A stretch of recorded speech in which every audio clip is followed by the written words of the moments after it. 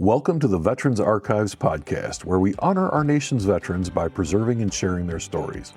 You can also hear Veterans Archives on Wreaths Across America Radio every Thursday at 5 p.m. To learn more about our mission, watch veteran interviews, or find out how to record a veteran story, please visit veteransarchives.org.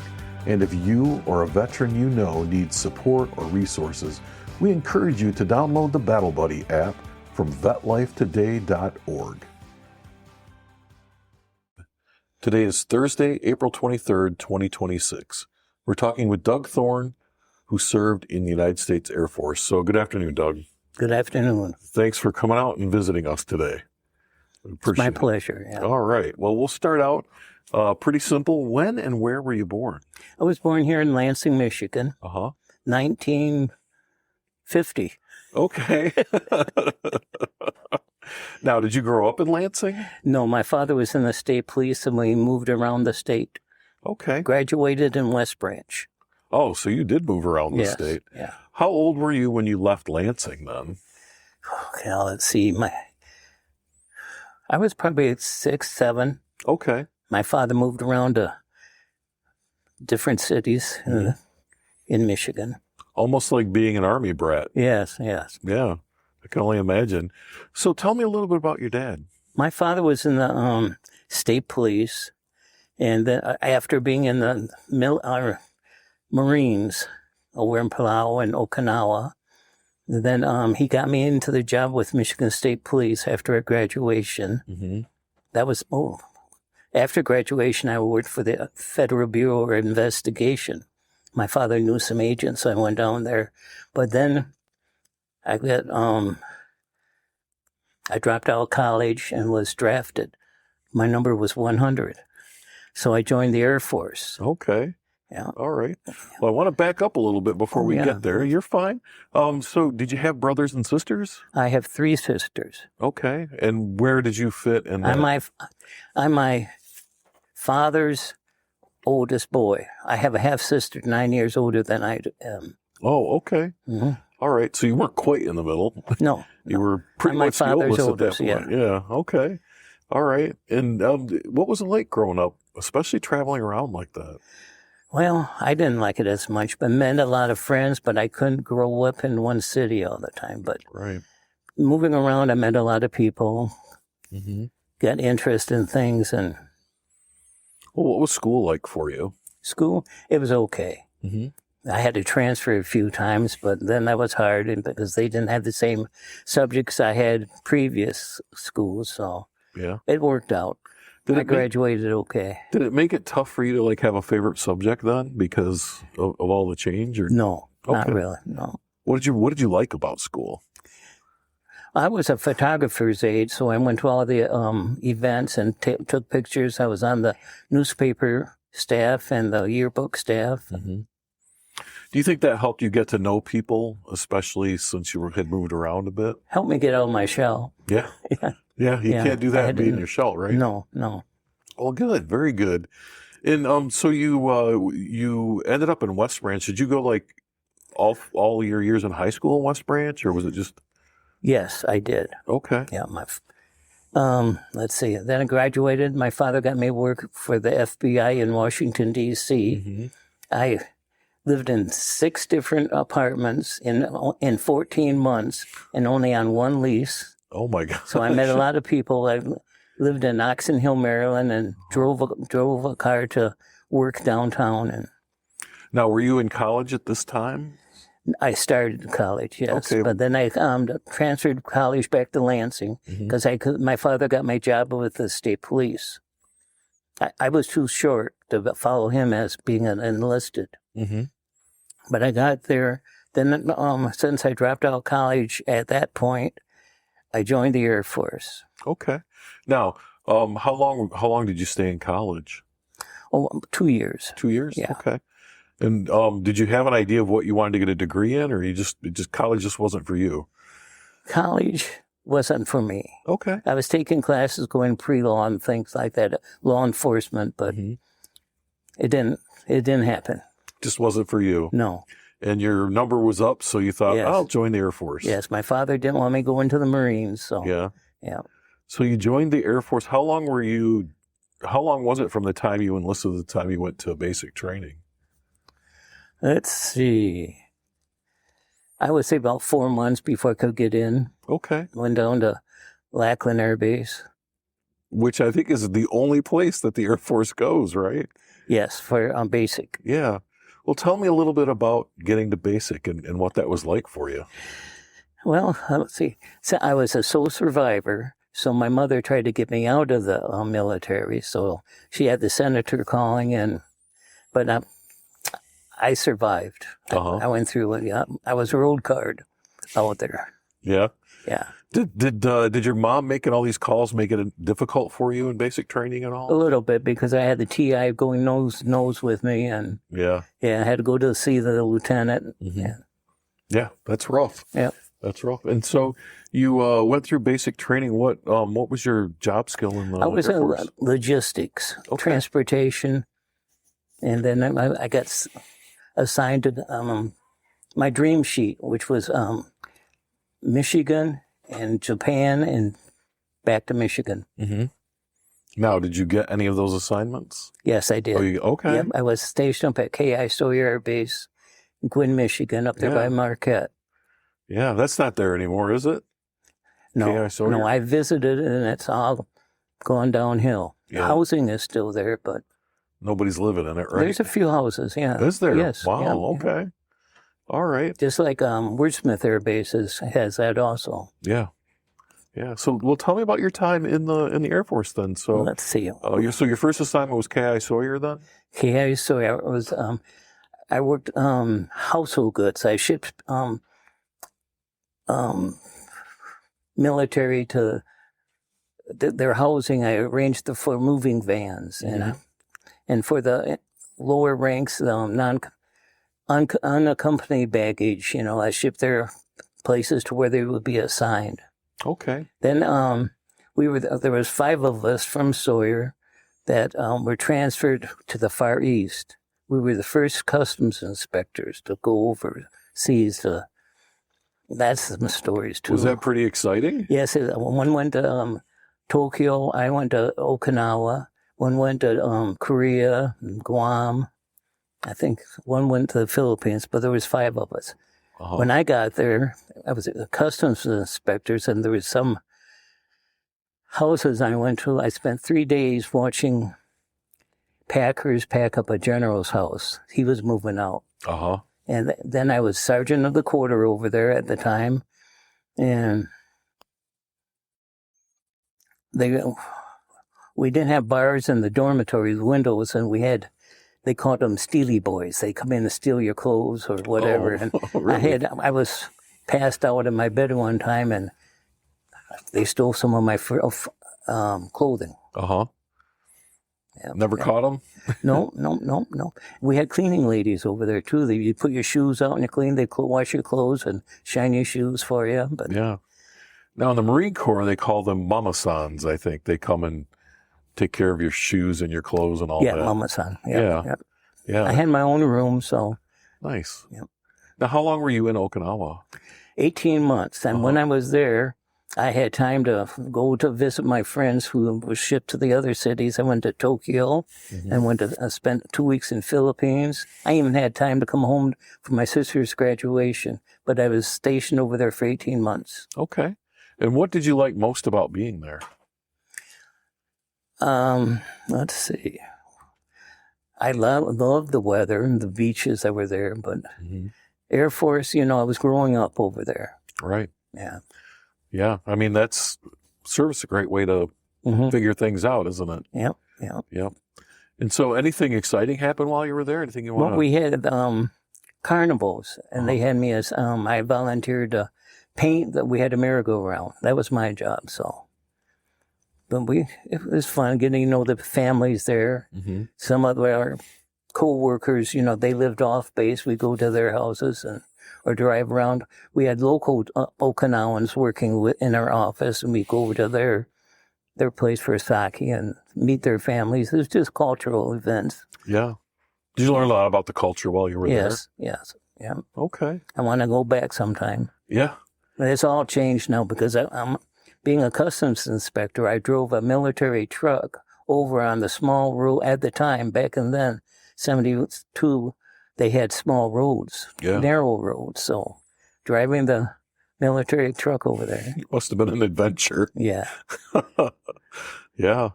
And so when your time was up, then did you come back to K.I. Sawyer then? Yes, for 4 months. Okay. I think then I was honorably discharged. You were honorably discharged. Honorably discharged. But then while I was out, I was, at home, then wanted some more money, and then I joined the Air Guard. That was over at Selfridge Air Base. Yeah. And there I was there for 2 years, and it was kind of far to drive, so I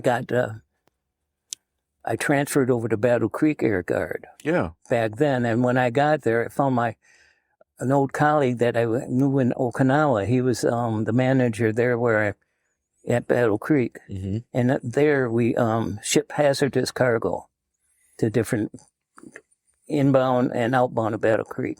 Okay. And so you were still in logistics then? Yes, still logistics. And how long did you stay in Battle Creek? Let's see, when it was 92, and then I stayed there to 1205. Okay. And while I was there, I was deployed. We deployed Prince Sultan Air Base in Saudi Arabia. I went over there to help close the base and ship things out. I was there for 6 months at that one time. Then various times, there was another time I was there for maybe 3 weeks. But we shipped things out. We were moving things over to Qatar, LUD Air Base. Yeah. So tell me, what was it like there? That's got to be different than Okinawa. Yes. Well, there was right after Kobar Towers, when they were bombed. Yeah. We shipped the rock back home.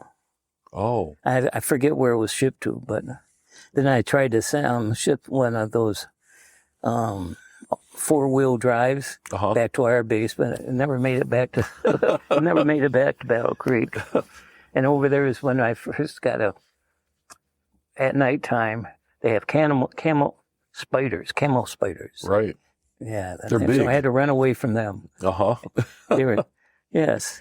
Yeah. But I kept up with the younger guys. Mm-hmm.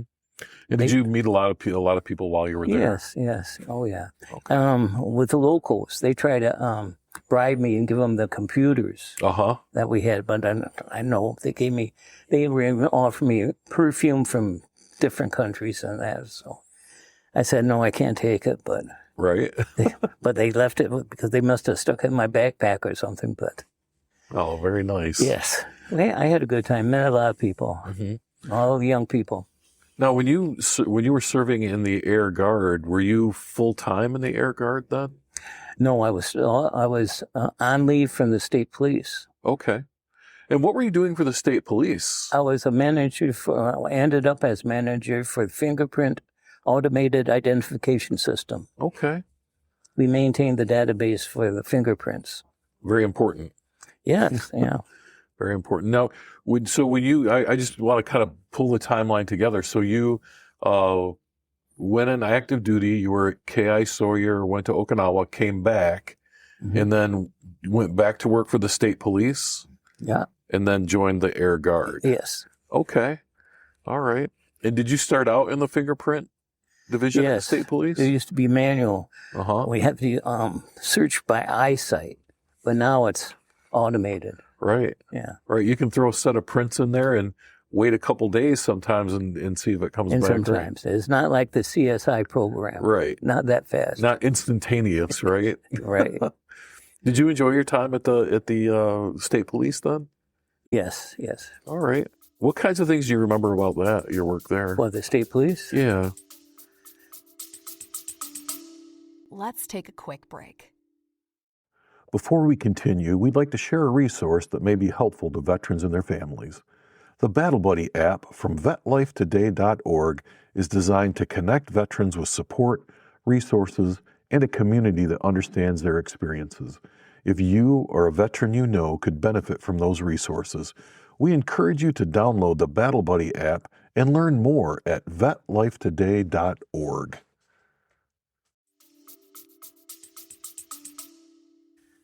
Let's see.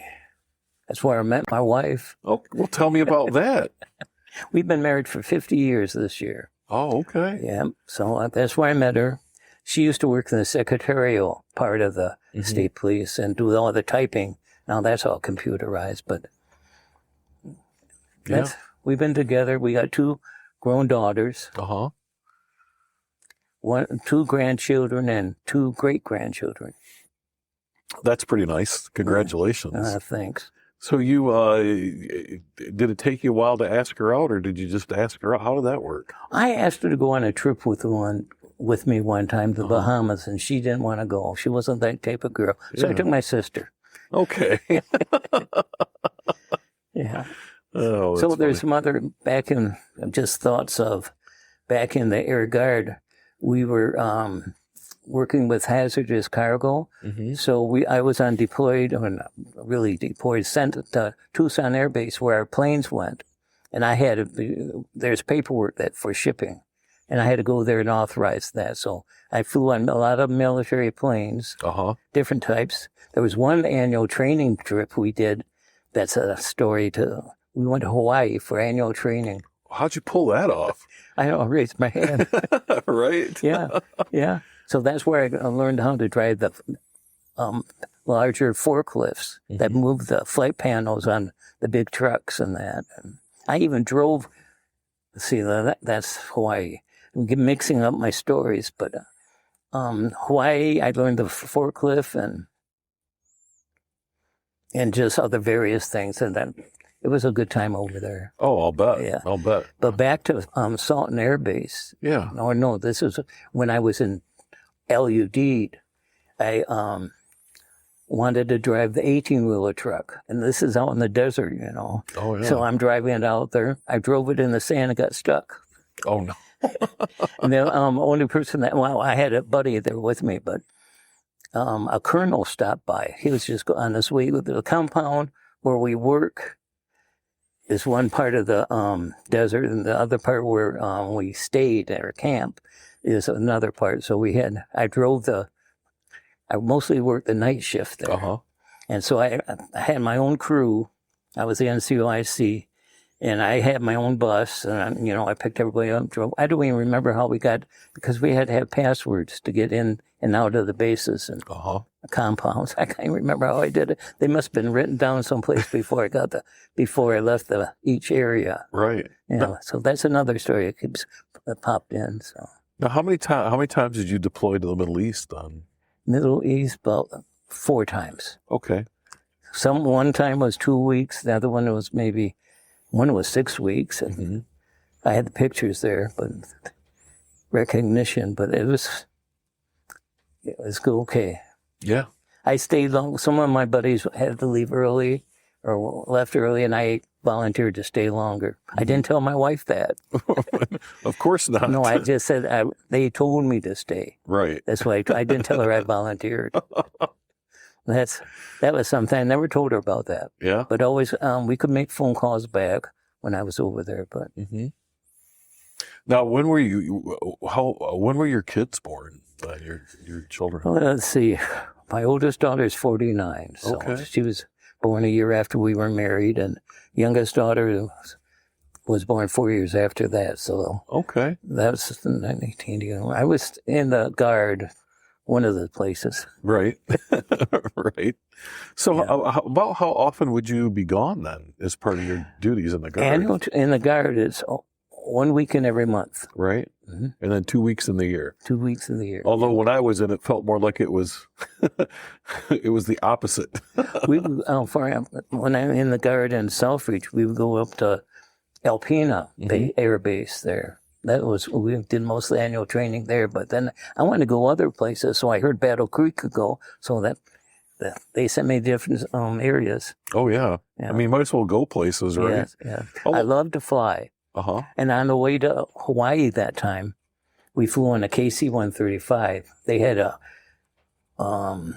passenger pack, regular seats, but I would go in the belly of the plane and watch them refuel. Oh. That was an experience too, flying with the Air Force. Yep. Oh, I'll bet it was. Yep. That would be interesting. And so you stayed in the Air Guard for how long now? Till 05. So it was all together with all my years. It was about 23 military years. Okay. I get my military pension. Mm-hmm. That helps. That's a nice thing. The military Yes. pension's nice. Yep. For sure. And then what rank were you when you I was retired? in E6, tech sergeant. Yep. Okay. That's what my father, when he was a tech sergeant when he got all the Marines. Uh-huh. And he was over there in Okinawa at the time. Yeah. Now, did you get to see any of the places that he saw when he was in Okinawa? I don't know. I Okay. don't think so. He never talked about it. Yeah. Never talked about being in the war back then. Right. Right. So when you retired in 05, tell me about what was it like to know that you were putting on the uniform for the last time? I did that to serve my country. Mm-hmm. You know, I wanted to do that. I was just interviewed. I was at the Red Cross, and David Andrews Mm-hmm. interviewed me and wanted to know the difference. I mean, the two Air Force and the state police together. Uh-huh. The years there. Yeah. Yeah. And was it hard to retire, or were you ready to be done? From the military, I was 60 years old when I retired, and it was time for the younger ones to take in. I taught them everything I knew, but Yeah. yeah. It was time for them to do it. Yep. You to. Yep. And then when did you retire? You retired from the state police then as well? Yes, in 2010. Okay. I did that after. That was 42 years so I had my military. They kept my military time with my state time. Uh-huh. So I didn't lose any state time or anything. Because I started with state police first, then military. Oh, very nice. Yeah. And so what was that like to retire from? How'd you feel about that? From the state police? Wow. Being in the automated fingerprint, they gave me a disc Mm-hmm. with what they first used for a fingerprint. So that's hanging on my wall at home. So I got for the state police retirement, they give you the sleeves with your rank and how many years of service you're on. I got my father's sleeve and my sleeve on the wall. Oh, really? Yep. That's something. Yep. That is something. Now, how long did your dad, was he I in think the state police? he retired at post commander. No, that was in West Branch. Then he moved down to operations in Lansing. Then he retired. He retired they have 25 years, and I think they're supposed to retire. Yeah. Yeah, so he had about that many years. Oh, well, good for him. Yep. And so after 2010, you're retired from the military, you retired from the state police. What were you doing after that? Me, taking care of the family. Yeah. Yeah. Yep. I don't think I did much. I retired. I Right. didn't have to do anything. Right. Do you feel like you're busier being retired than you I were? do. I take my grandson to school and back. Yeah. Yeah, he's 17 now. Uh-huh. I sent him off to school, college. Yeah. Yep. Where's he going to go to college, or where's he going to college? Right now we'll go to LCC and get some of his basics done. Yeah. It's a good idea. Yep. Yep. And what's next for you? You just gonna Me? Yeah. Well, this is our 50th year marriage. Uh-huh. I'm taking my wife down the romantic Danube. Yep. We're That'll going to be nice. fly, well, if the jet still goes, Yeah. we're flying from Detroit over to Munich. Then from Munich over to Budapest. Uh-huh. Then sail down the Rhine River or the Danube River to Germany. That'll be fantastic. I know. How long will you be there? Week, 8 days. Okay. All right. Yeah. And did she ever go on that trip to Bermuda with you that you had asked her on? No, I took my sister. Yeah. Well, I know. I kind of figured. No, she says she wasn't that type of girl, but Yeah. she stuck with me. I told her she can't let me go now or can't get rid of me. Right. After 50 years, it may seem like 80, but Yeah. Some days it feels like that, doesn't it? Yeah. Absolutely. Well, we've talked about a lot of things during our interview. Is there anything that we haven't talked about that you wanted to talk about? I can't think I covered my father and Yeah. everybody, my 3 sisters, and Okay. I Well- can't think of anything. Well, then I really just have one more question to ask you then. Uh-huh. And that is, for someone who's listening to this story years from now, what message would you like to leave for people? You have to join the military. That's the best thing to serve your country, and you feel like you've done something for the country. And let's see, a lot of things you never forget. Camel spiders, or even the habu snakes in Okinawa, and all the snow in the UP. Yeah. Although when we first up there, I was in December in Marquette. Midnight, I had to go out on the flight line and clean the snow around the lights on the airfield. Uh-huh. That was another popped in my head. You've seen it all. Yes. Yeah. Well, excellent. Driving the big trucks in the small roads in Okinawa and trying to find their addresses off base. Oh, I did want to ask, did you ever get that truck out of the sand that you got, that 18-wheeler? Eventually it came out. Yeah. It was, yeah. I take it you didn't get in too much trouble for that. No, I don't think I did anything. But back in Okinawa, I was told I was being watched. I hung around some guys in their dorm that were smoking weed, or worse than that, they called it. But they said that OSI was after me. That's another story. Or watching me. They weren't after me. They were just keeping an eye. So, okay, I'll be low key. Just want to see if you were doing More anything low wrong. key, yeah. I would never indulge in that stuff. Right. Good for you. Yeah. Or else the OSA would have me. Right. Yeah. Right. They seem to know everything. Absolutely. Yeah. All right. Well, Doug, I really appreciate you coming out here. I know you're busy, taking the time out to talk with me and share your story with everyone. So. I hope help with that all. So I got to join the military, even if nowadays nobody's volunteering in that. Yeah. Well, I had to. I didn't want to join the Army. My number was up. Yeah. Yeah. You found the right place for Yes. you, right? Yep. Yeah. Well, good. Well, thanks again. I appreciate it. You're welcome. Thank you for listening to the Veterans Archives podcast and for helping us honor the service and sacrifice of our nation's veterans. If you enjoyed this episode, please consider sharing it with others so more people can hear these important stories. To learn more about our mission, watch additional veteran interviews, or find out how to record a veteran story, please visit veteransarchives.org. And if you or a veteran you know needs support or resources, we encourage you to download the Battle Buddy app from vetlifetoday.org. You can also hear Veterans Archives on Reads Across America Radio every Thursday at 5 p.m.